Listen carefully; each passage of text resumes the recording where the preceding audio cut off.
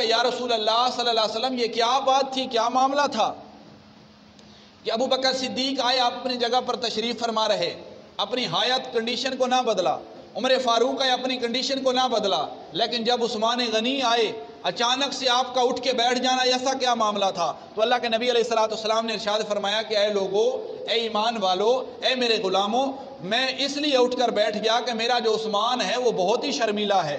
اگر میں اسی طرح پڑا رہتا، لیٹا رہتا تو کبھی بھی عثمان غنی میرے پاس نہ آتے، کبھی بھی اندر داخل نہ ہوتے۔ ان کے شرم و حیا کا یہ عالم ہے کہ رب تعالیٰ کے فرشتے بھی ان سے شرم و حیا کرتے ہیں۔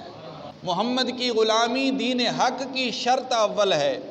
اللہ کے نبی علیہ السلام کی غلامی کے اندر آ جانا دین حق کی اول شرط ہے۔ جتنے مرضی نعرے لگاتے رہیں، جتنے مرضی کلمے پڑھتے رہیں، جتنی مرضی عبادات کرتے رہیں، جب تک محمد مصطفیٰ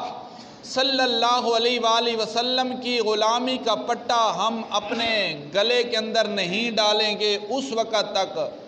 اللہ کے نبی علیہ السلام کے دین کے دعوے دار ہم نہیں بن سکتے۔ محمد کی غلامی دین حق کی شرط اول ہے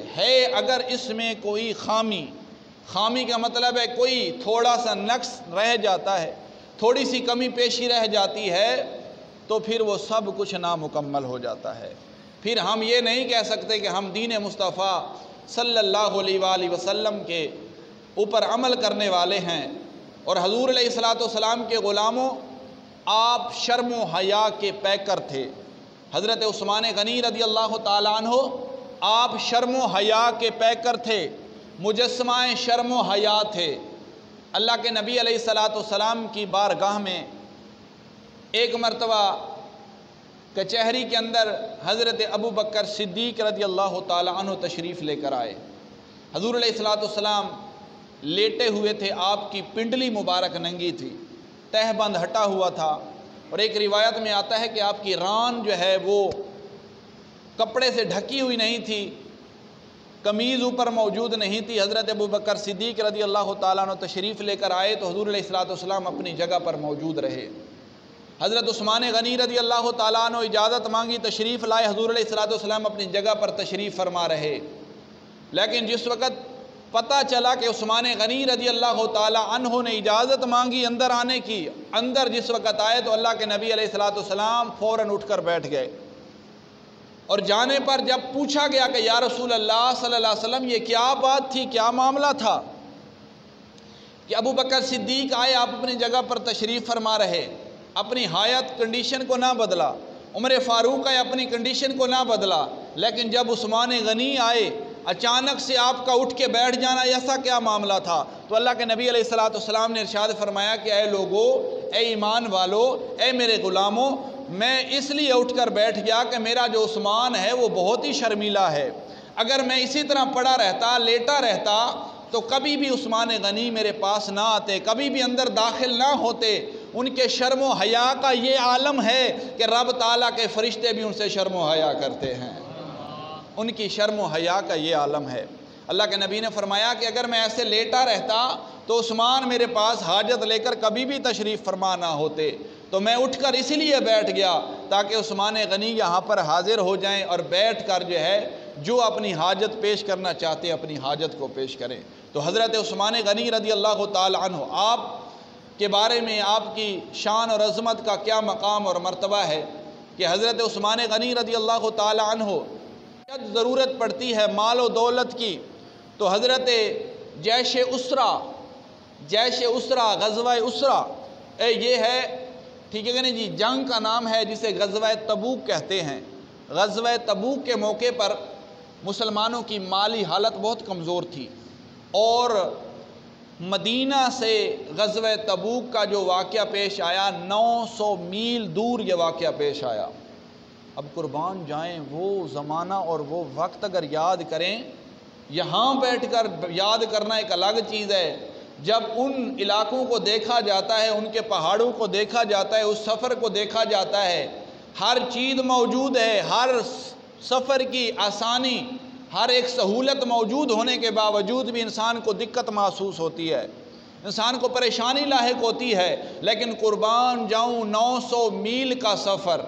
اللہ کے نبی علیہ الصلوۃ والسلام طے فرما رہے ہیں۔ 900 میل کا سفر، اس وقت مسلمانوں کی مالی حالت بہت تنگ تھی، اب بہت کمزور تھے مالی اعتبار سے۔ تو حضور علیہ الصلوۃ والسلام کھڑے ہوئے، اعلان فرمایا۔ کیا اعلان فرمایا؟ اللہ کے نبی علیہ الصلوۃ والسلام نے ارشاد فرمایا کہ اس غزوے کے اندر کون ہے جو اسلام کی، دین کی، مسلمان مجاہدین کی خدمت کرے؟ تو حضرت عثمان غنی رضی اللہ تعالیٰ عنہ کھڑے ہوئے، عرض کی یا رسول اللہ صلی اللہ علیہ وسلم، میں 100 اونٹ بمائے ساز و سامان، بمائے ان کے، ٹھیک ہے گنے جی، جو راہبر ہوں گے، ان سواریوں کو کنٹرول کرنے والے سوار ہوں گے، 100 اونٹ میں بمائے سامان کے مہیا کرتا ہوں۔ پھر دوسری مرتبہ اللہ کے نبی علیہ الصلوۃ والسلام نے اعلان فرمایا،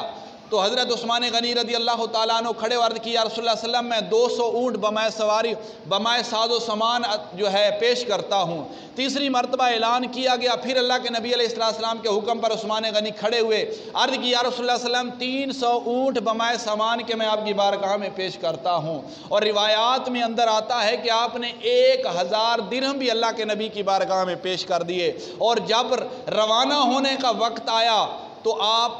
روایات کے اندر آتا ہے کہ آپ نے 900 اونٹ بمائے سامان اللہ کے نبی کی بارگاہ میں پیش کر دیے،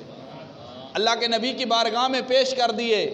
وہ بیرہ روما کا واقعہ آپ نے سنا ہوگا کہ بیرہ روما پر جس وقت اس کنویں کو جو قبضہ یہودیوں کا تھا آزاد کرانے کا وقت آیا، خرید کر جو ہے وقف کرنے کا وقت آیا، تو حضرت عثمان غنی رضی اللہ تعالیٰ عنہ کھڑے ہوئے، عرض کی یا رسول اللہ صلی اللہ علیہ وسلم، مشکلات کے اندر گھرے ہوئے مسلمانوں کو دیکھا نہیں جا سکتا، یہ مسلمان مشکلات کے اندر گھرے ہوئے ہیں، پیاس کی شدت کی وجہ سے نڈھال ہیں، یا رسول اللہ صلی اللہ علیہ وآلہ وسلم، میں اللہ کی رضا کی خاطر اس کنویں کو خرید کر مسلمانوں کے لیے جو ہے وقف کرتا ہوں۔ اللہ کے نبی علیہ الصلوۃ والسلام نے حضرت عثمان غنی رضی اللہ تعالی عنہ کے لیے خوشخبری سنائی کہ اے ایمان والو، اے مسلمانوں، اے غلاموں، تمہیں خوشخبری ہو کہ اللہ تبارک و تعالی نے ایمان والے ان میں سے حضرت عثمان غنی رضی اللہ تعالی عنہ جنہوں نے بیرہ روما کو وقف کیا ہے، اللہ تبارک و تعالی نے اس کے بدلے حضرت عثمان کو جنت عطا فرما دی ہے۔ اور جس نبی علیہ الصلوۃ والسلام کے غلام کے لیے اللہ کے نبی علیہ الصلوۃ والسلام خود اعلان فرما دیں کہ جنت جو ہے میں نے عثمان کے لیے واجب قرار دی ہے، اور اس بات، ان میں سے کچھ باتیں، اس پوائنٹ اور نقطے اور حدیث مبارکہ سے، یہ ترمذی شریف کی حدیث مبارکہ میں آپ کو سنا رہا ہوں، کچھ باتیں ملتی ہیں۔ پہلی بات تو یہ ہے کہ کچھ باتیں، کچھ لوگ جو ہے حضرت عثمان غنی رضی اللہ تعالیٰ عنہ کے پیچھے زبان درازی کرتے ہیں، بکواس کرتے ہیں غلط الفاظ کے ساتھ۔